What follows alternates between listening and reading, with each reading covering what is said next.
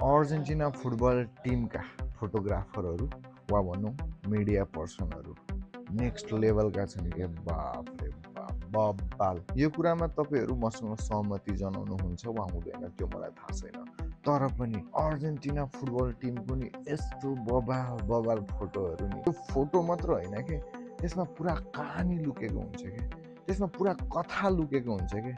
फोटोबाट कसरी कहानी भन्ने कथा बोलाउने भन्ने कुरा त्यो फोटोग्राफरलाई थाहा रहेछ क्या। हरेक फोटोमा कहानी लुकेको हुन्छ, एउटा युनिटी के, त्यो ब्रदरहुड टाइपको के, मतलब कस्तो यार हरेक फोटोमा यस्तो युनिटी देखाएको हुन्छ नि केटाहरूको, त्यो बोन्डिङ के।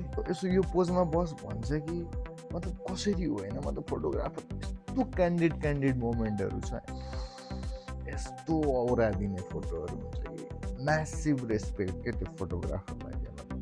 भिडियोहरू फोटोहरू मतलब